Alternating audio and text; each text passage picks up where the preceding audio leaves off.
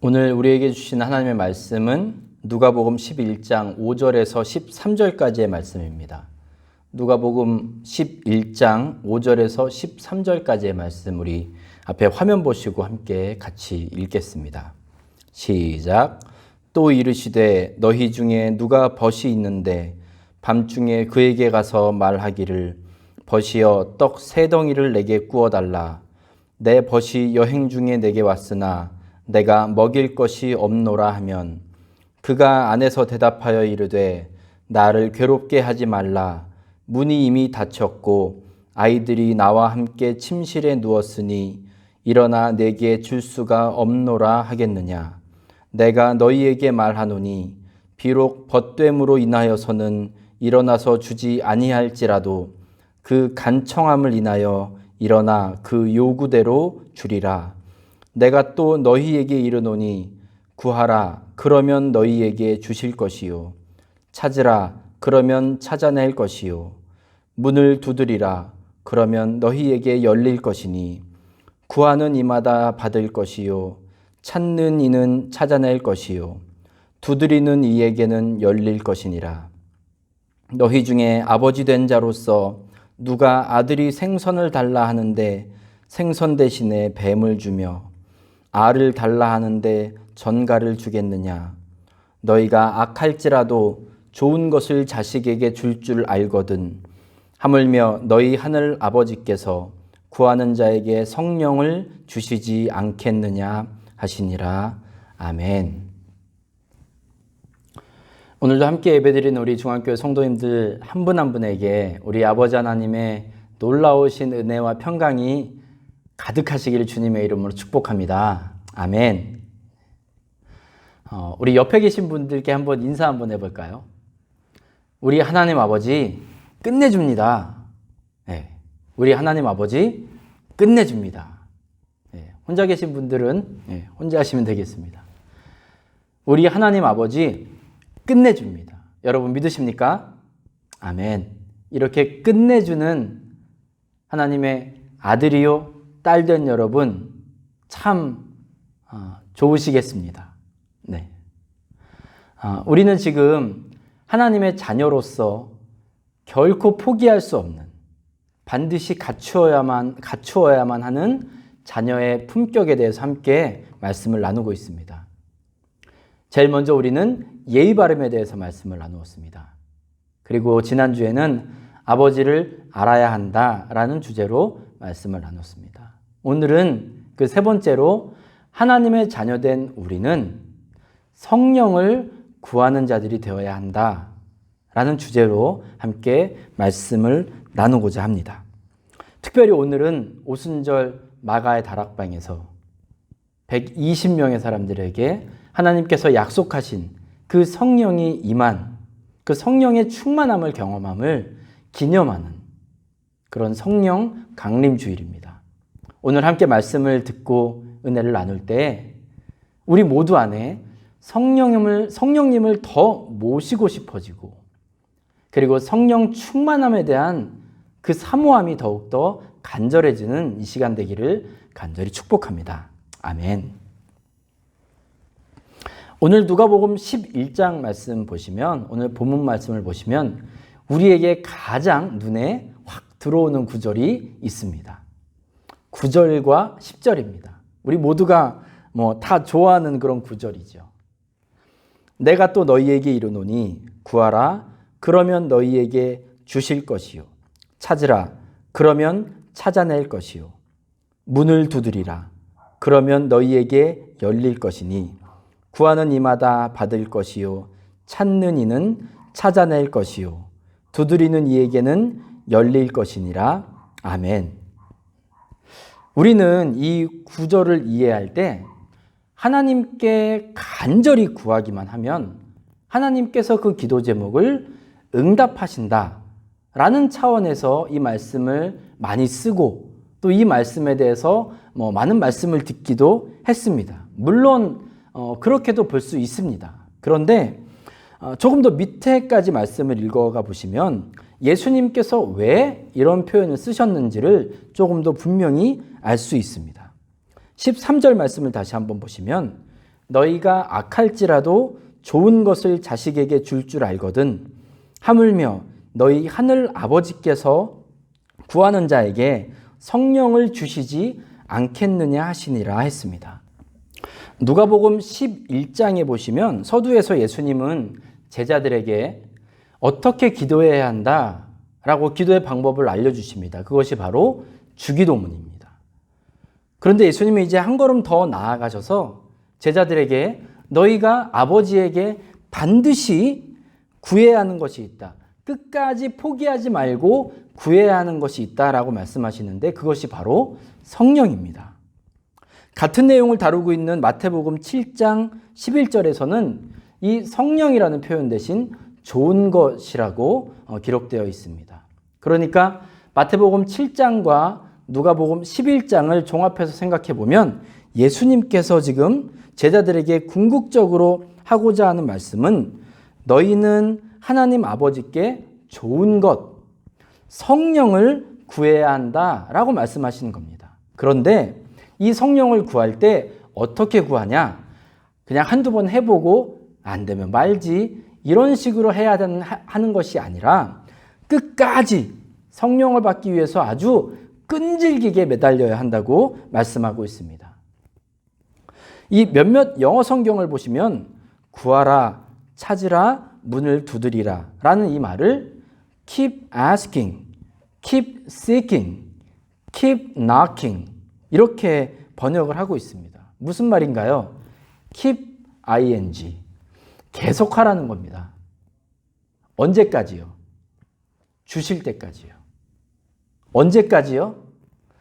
찾을 때까지요. 언제까지요? 문이 열릴 때까지 계속하라는 겁니다. 애들이 사실 뭐 해달라고 뗐을 때 그거 이길 수 있는 부모가 그렇게 많지 않죠. 요새 아이들이 지금 학교를 가지 않고 있어서 계속 집에서 공부를 하고 있는데 아이들이 하루 중에 가장 많이 하는 말이 놀아줘입니다. 아침부터 저녁까지 계속 놀아달래요. 그런데 언제 이 놀아달라는 말이 끝나는 줄 아세요? 제가 뭐 여러 가지 이유를 들어서 또는 혼내기도 하고 그래도 하도 또 놀아달라고 그럽니다. 그런데 아주 잠깐이라도 아이들과 같이 놀아주면 그러면 이 놀아달라는 이 요청이 끝납니다. 그날은 안 해요. 물론 다음 날, 그 다음 날은 또다시 시작이 되지요. 우리가 하나님께 성령을 어떻게 구해야 하는지 예수님께서 예로 들어주신 것이 있는데 그것은 아이들이 간청하는 그 수준을 넘어서는 겁니다.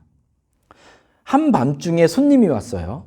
그런데 먹을 게 없어요. 그때 어떻게 해야 하냐? 옆집에 가서 먹을 거를 달라고. 자는 사람을 깨워서 먹을 거를 달라고. 여러분, 이 경우가 이게 얼마나 무례합니까? 정말 경우 없는 일이고 민폐죠. 그런데 이렇게 끈질기게 요청하면 어떻게 된답니까? 8절 후반부 보시면 그 간청함을 인하여 일어나 그 요구대로 주리라 했습니다. 예수님의 이 비유는 우리가 어떻게 하나님께 성령을 구해야 하는지, 성령 충만을 얼마나 간절히 구해야 하는지를 우리에게 분명하게 말씀해주고 있습니다. 제가 개구리 이야기를 하나 해드리겠습니다. 이 이야기는 설교에서 많은 목사님들이 쓰시긴 하셨는데 여러분께도 한번 들려드리겠습니다. 2마리의 개구리가 있었습니다. 이 개구리들이 어느 날 실수로 우유통에 빠지게 되었습니다. 정말 생사의 기로에 놓이게 된 거죠. 가만히 있으면 죽게 생겼어요. 그 중에 한 마리 개구리는 어쩌다가 내가 여기까지 와서 이렇게 빠지게 됐고 나는 이제 망했네, 끝났네 막 이렇게 낙심하고 절망을 하다가 그냥 내 다리 쭉 뻗고 죽었답니다. 그런데 다른 개구리는 나는 이렇게 죽을 수 없어. 나는 살아야겠어. 나는 어떻게든 여기서 나가야겠어. 그리고 헤엄을 치기 시작했습니다. 어떻게든 살아보려고 우유통 전체를 헤집고 다닙니다. 밤새도록 그렇게 다녔대요. 그런데 이상하게 어느 순간 그 우유가 조금씩 굳어가더니 치즈가 되어서 이 개구리가 우유통을 빠져나왔다는 그런 감동적인 이야기입니다. 감동적이죠? 네. 우유가 이 치즈가 되려면 많이 이제 저어야 되고 오래 저어야 되는데, 그 이제 얘기를 하고 있는 겁니다. 물론 지어낸 말입니다. 그런데 무슨 뜻인지 여러분 이해하시겠죠? 우리가 하나님의 자녀로서 성령을 받기 위해서 정말 이 정도 배짱이 있고 이 정도 기질이 있어야 된다는 거예요. 그만큼 끝까지 매달릴 수 있고 하나님을 붙잡을 수 있는 그런 태도가 있어야 된다는 이야기입니다. 주님께서 우리에게 이렇게 성령을 받아야 된다, 이렇게까지 강조하신 이유는 분명합니다. 우리가 성령을 받지 않으면 우리는 예수님의 사람으로 살아갈 수가 없습니다. 우리가 성령으로 충만하지 않으면 다른 것으로 충만하게 돼요. 그리고 그것이 우리에게 주인 노릇을 하게 되는 것입니다. 그런데 성령께서 우리 안에 들어오셔서 우리 안에 충만히 임하시게 되면 우리의 영이 살아납니다. 여러분 믿으십니까?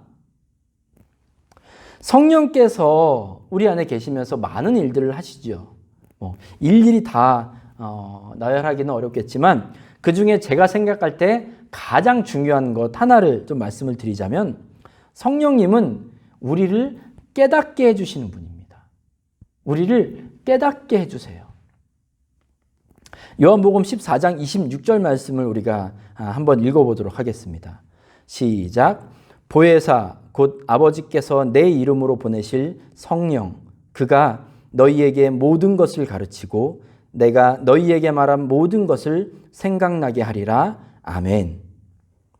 예수님은 성령께서 저와 여러분에게 우리 주님께서 말씀하신 것, 우리 주님께서 우리에게 알려주신 것, 그 모든 것을 생각나게 하시고 또 그것을 깨닫게 해주신대요. 알게 해주신대요. 우리가 삶을 살아가다 보면 여러 가지 문제, 어려움 이런 것들을 당하게 되는데 이때 우리는 허우적거리고 그러다가 당황하고 그러면서 중심을 잃을 때가 많이 있습니다. 사단은 이때를 놓치지 않고 우리를 막 부추깁니다. 더 낙심하게 만들고 더 좌절하게 만들어서 내가 대체 누구인지를 잊어버리게 만듭니다. 영화 보면 그런 줄거리들이 좀 있습니다. 원래 굉장히 중요한 인물이었는데 특별한 사람이었는데 어떤 큰 사고로 자기의 정체성을 잊어버리게 됩니다. 그리고 그냥 되는 대로 살아가요. 주변 사람들의 조종을 받고 이렇게 살아갑니다. 그런데 어떤 계기로 그 정체성을 깨닫게 돼요. 그 깨달음과 동시에 날아다니기도 하고 손에서 뭘 쏘기도 하고 또 무기를 가지고 막 다 때려 부수고 이런 영화들이 있습니다. 정체성을 찾게 되는 거죠. 우리 안에 계신 성령님은 우리에게 여러 가지를 깨닫게 해주시는 거예요. 여러 가지 순간 가운데 하나님께서 우리를 자녀 삼아 주셨다는 것, 주님께서 핏값으로 우리를 사셨다는 것, 우리 주님께서 기뻐하시는 삶은 어떠한 것인가 등등등 많은 것을 우리에게 가르쳐 주시고 깨닫게 하시는 분입니다. 그렇기 때문에 성령께서 우리 안에 거하실 때 우리는 어떠한 상황 그리고 결과를 마주하더라도 크게 휘청거리지 않을 수가 있게 됩니다. 우리가 살다 보면 문제들, 여러 상황들 만나게 될 때 어렵고 힘들면 어렵고 힘들어서 정신을 못 차려요.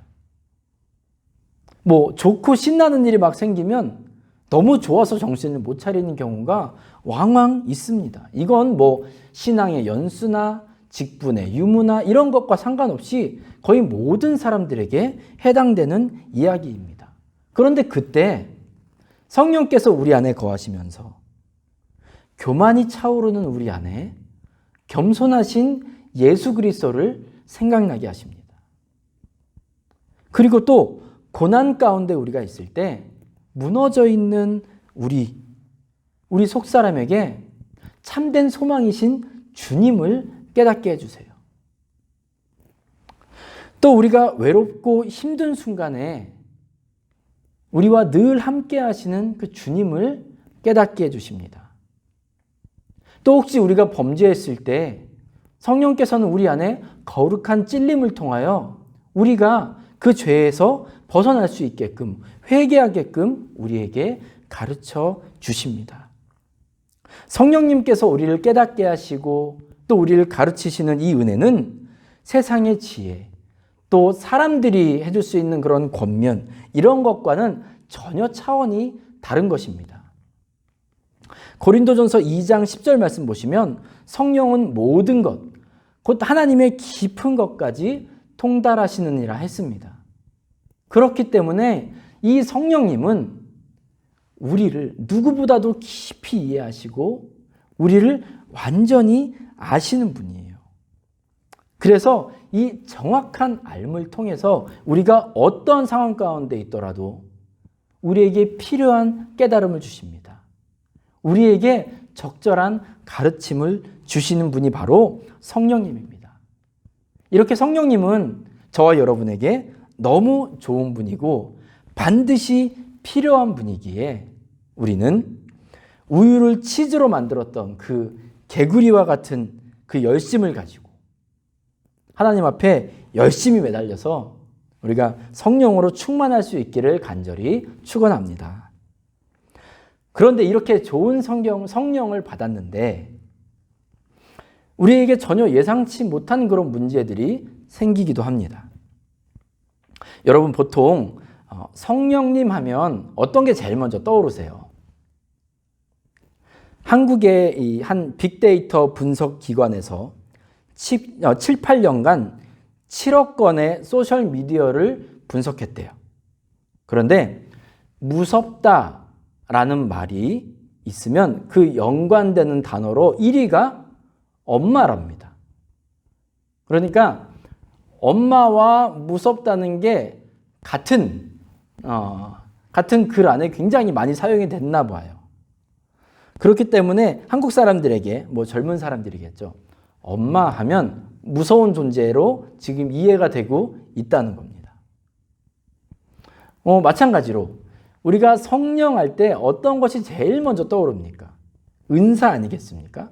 성령 하면 바로 은사가 따라오게 되는 것 같아요.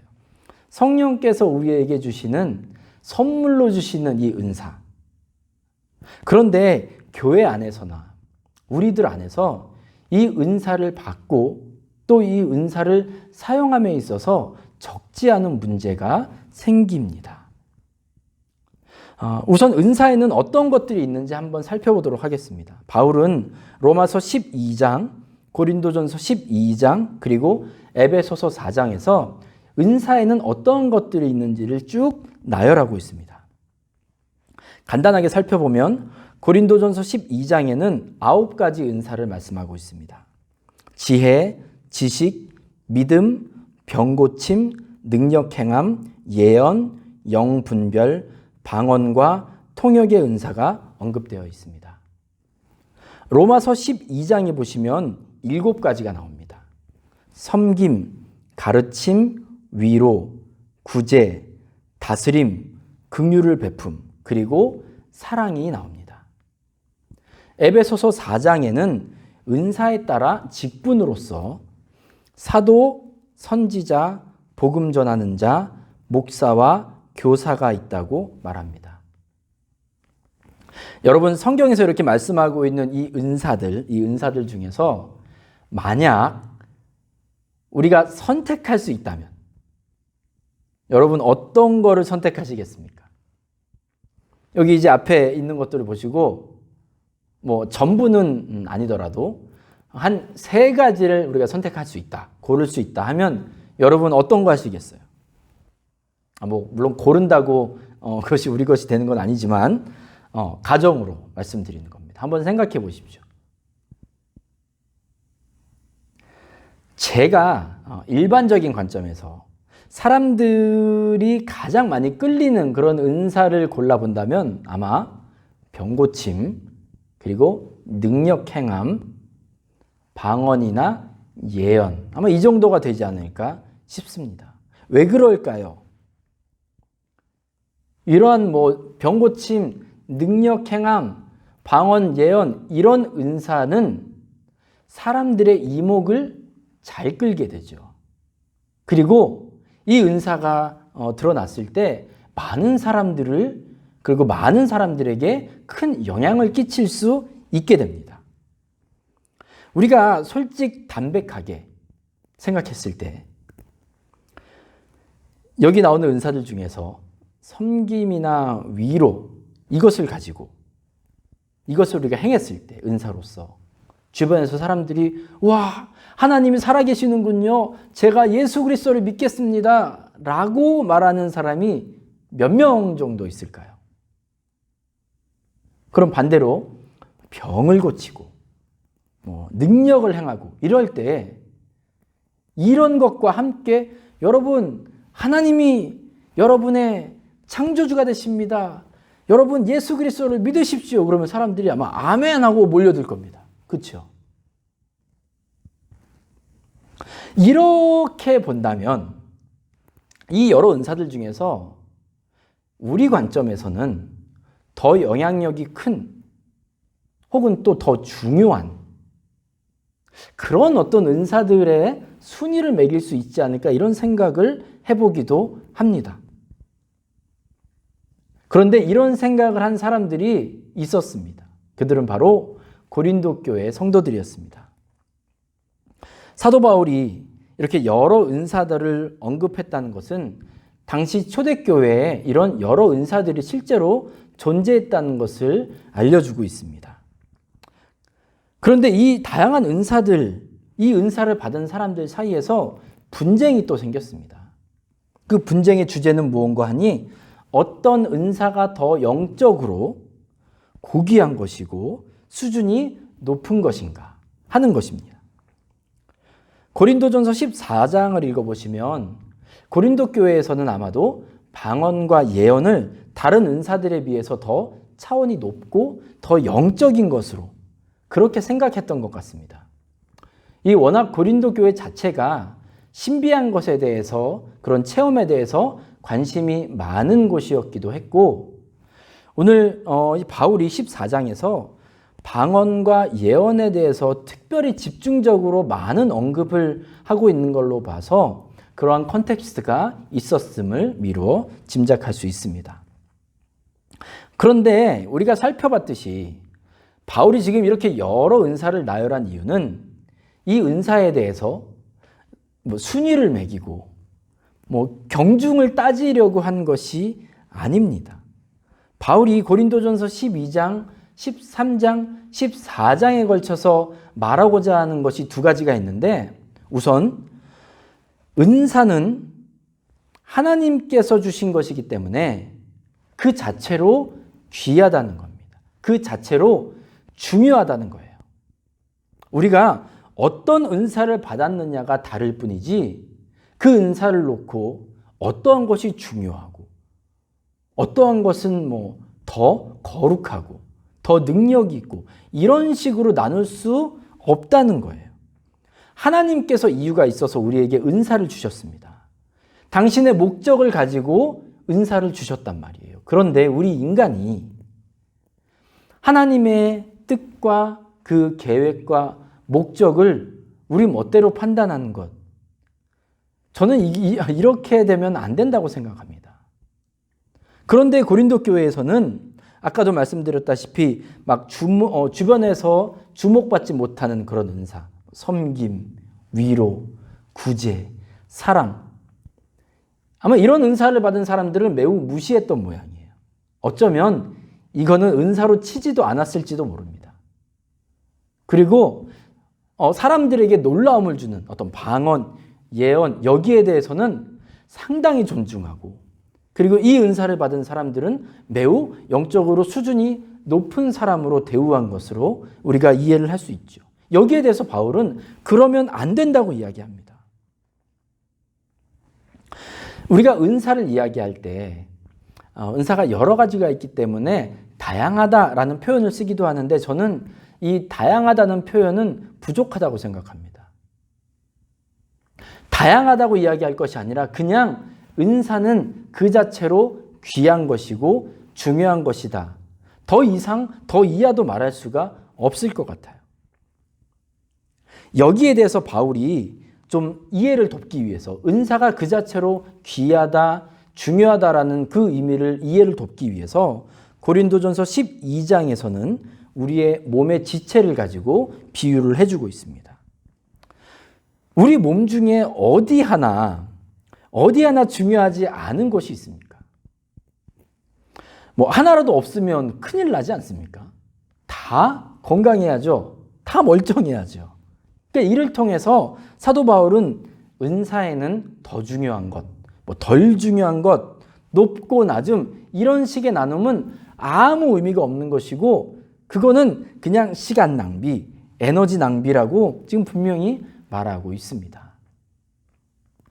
두 번째로 우리가 알 수 있는 것은 바울이 은사를 이야기할 때 이 은사는 반드시 공동체의 유익이 되어야 한다고 말하고 있습니다. 고린도전서 12장 7절 말씀을 우리 한번 읽어보겠습니다. 시작. 각 사람에게 성령을 나타내심은 유익하게 하려 하심이라. 아멘. 많은 영어 성경에 보시면 이 유익하게라는 부분을 for the common good이라고 번역하고 있습니다. 그러니까 뭐 해석을 하자면 공동의 선을 위해서 또는 모든 사람들을 유익하게 하기 위해서라고 해석을 할 수 있는 거죠. 그러니까 바울의 입장에서 은사를 사용할 때 가장 중요한 기준은 공동체라는 거예요. 그 공동체에 유익해야 된다는 겁니다. 고린도전서 14장에서 방언과 예언에 대해서 말하면서 바울이 계속해서 반복하고 있는 것이 있는데 그것은 바로 교회의 덕을 세우기 위해서 하라는 것이에요. 만약 교회에 덕이 되지 않는다면 하지 말라고 이야기합니다. 내가 받은 은사를 사용한다면 그 은사를 통해서 우리 공동체 안에 유익함이 있어야 된다는 거예요.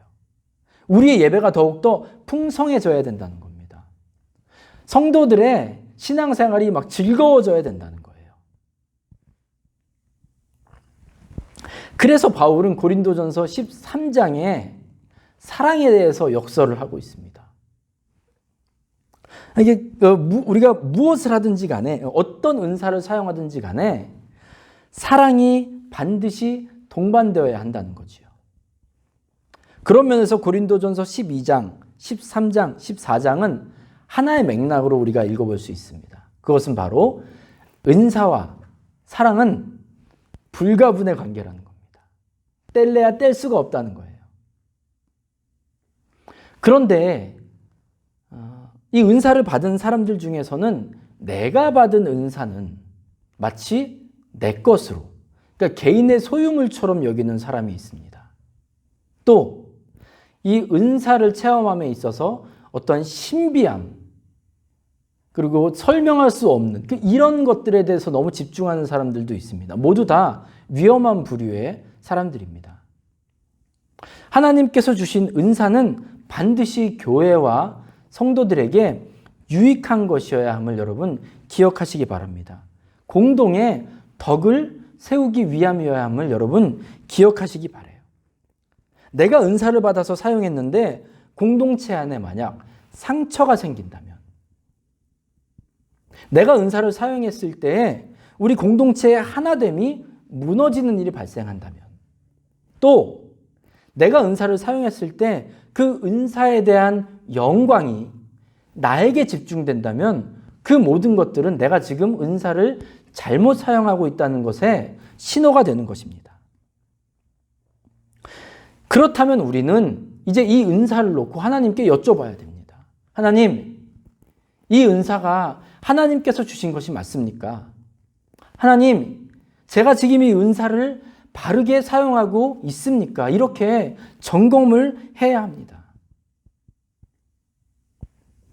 이렇게 은사에 대해서 우리가 올바른 이해를 하지 못하고 우리 멋대로 은사를 사용했을 때 이것을 선물로 주신 우리 하나님 아버지께서 얼마나 마음 아프시겠습니까?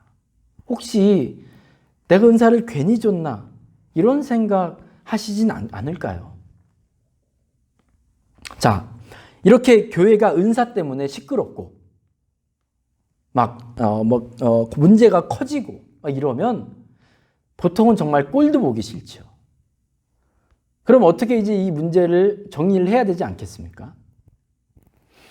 제가 집에서 어떤 문제가 생겼을 때 많이 쓰는 방법이 있는데 저희 아이들이 이제 같이 잘 놀다가 뭐 별것도 아닌 거 가지고 그거를 내가 가지겠느니 뭐 네가 가진다느니 그러면서 서로 싸워요. 그리고 막 울고 소리 지르고 그러면 제가 하는 방법은 둘 다 하지 마.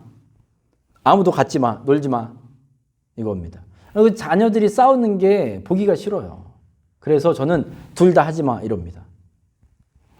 제가 만약에 바울이었으면 고린도 교회 이런 상황을 보고 저는 아마 그랬을 것 같아요. 여러분, 지금 은사 때문에 이 난리가 났으니 여러분 아무도 하지 마세요. 아무것도 하지 마요. 은사에 은자도 꺼내지 마요. 저라면 그렇게 했을 것 같은데 바울은 그렇게 하지 않아요. 바울은 은사를 금지하는 것이 아니라 어떻게 하면 은사를 질서를 지키는 가운데 교회의 덕을 세우는 가운데 이 은사를 사용할 수 있는지 여기에 대해서 자세하게 말씀을 해주고 있습니다.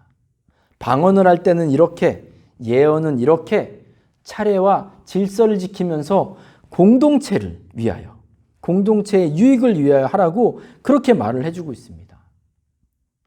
이 가이드라인을 따를 때 교회는 저마다 다른 성령의 은사를 받았지만 하나가 될 수 있는 거예요.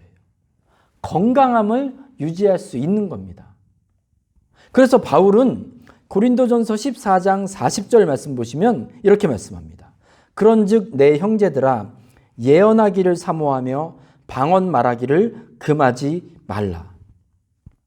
지금 문제가 방언과 예언 때문에 지금 이 난리가 났는데도 바울은 아니다. 이것을 오히려 더 장려해야 된다라고 이야기해요. 그만큼 이 은사가 우리 삶 가운데 주는, 우리 신앙생활 가운데 주는 유익이 심히 크기 때문에 그렇습니다. 그래서 바울은 교회 안에 더 많은 은사가 나타나야 된다고 말을 하고 있어요. 다만 지금 방언과 예언에 대해서만 말을 하고 있는 것은 고린도 교회 가운데 이것이 가장 첨예한 문제로 대두되었기 때문에 그렇지, 제가 봤을 때 바울은 모든 은사에 대해서 귀하게 여기고 이 모든 은사를 하나님께 간절히 구하고 사모하라고 말씀한다고 저는 이해하고 있습니다. 우리는 이렇게 성령께서 주시는 모든 은사를 받아 누려야 합니다. 사모해야 합니다. 바울이 몸의 지체로 비유한 것 여러분 다시 한번 생각해 보시기 바랍니다. 우리가 만약 팔, 다리는 없고 뭐 다른 건 없는데 우리 온 몸에 눈만 다 있다고 생각해 보십시오. 그건 공포영화입니다. 우리 몸이 뭐 눈, 코, 입 아무것도 없는데 손만 달려있다고 생각하십시오. 세상에 이렇게 무서운 몸이 어디 있겠습니까? 그것처럼 우리 교회 안에는 여러 은사들이 함께 있어야 됩니다. 질서를 지키며 교회의 덕을 이루는 은사들이 우리 안에 골고루 있어야 돼요. 이렇게 골고루 질서를 지키며 덕을 세우는 가운데 은사들이 있을 때 우리 교회는 이 은사들을 통해서 믿음이 있는 사람에게는 그 믿음이 더욱더 굳건해지고 더 튼튼한 신앙을 가지게 되는 그런 유익함을 나눌 수 있게 될 것이고, 또 믿음이 없는 사람에게는 하나님을 바라볼 수 있는, 하나님을 만날 수 있는 그 통로를 제공해 주게 될 것입니다. 사랑하는 중앙교회 성도 여러분, 저는 이러한 교회를 꿈꾸고 있습니다. 우리 아버지 하나님께서 약속하신 좋은 성령, 그리고 예수님께서 어떻게든 받으라고 그렇게 강조하셨던 이 성령, 이 성령의 은사들, 이것이 충만한 우리 교회가 되기를 간절히 축원합니다. 그리고 이 은사들을 통해서 우리 개개인의 신앙은 날로 성숙해지고 우리 교회는 힘있게 주님의 일을 담당할 수 있고 또 세상에는 선한 영향력을 끼치는 그런 축복된 우리 교회가 되기를 간절히 원합니다. 다시 한번 은사의 종류를 말씀드리겠습니다. 지혜, 지식, 믿음, 병고침, 능력행함, 예언, 영분별, 방언과 통역, 섬김, 가르침, 위로, 구제, 다스림, 긍휼 베품, 그리고 사랑. 사도, 선지자, 복음 전하는 자, 목사와 교사. 제가 바라기는 최소한 지금 우리가 이 앞에 보고 있는 이 모든 은사들이 우리 교회에 다 나타나기를 바랍니다. 골고루 나타나서 정말 건강한 주님의 몸을 이루는 우리 산호세 중앙교회가 될 수 있기를 주님의 이름으로 간절히 축원합니다. 아멘. 기도하겠습니다. 사랑이 많으신 아버지 하나님 감사합니다. 우리 모두가 하나님의 자녀된 자로서 아버지께서 약속하신 성령으로 충만한 자들이 다 되게 하여 주시옵소서. 또한 우리에게 은혜의 선물을 주시는 성령의 은사들을 간절히 구합니다. 어떠한 은사를 받든지 은사를 주신 분이 하나님임을 기억하게 하시고 하나님의 뜻에 따라 말씀에 따라 은사를 사용하여 믿음의 공동체를 유익하게 하고 교회의 덕을 세우는 데 쓰임받는 우리 모두가 되게 하여 주시옵소서. 아버지 하나님, 우리 성도들을, 우리 교회를 이 일에 사용하여 주시옵소서. 예수님의 이름으로 간절히 기도드렸습니다. 아멘.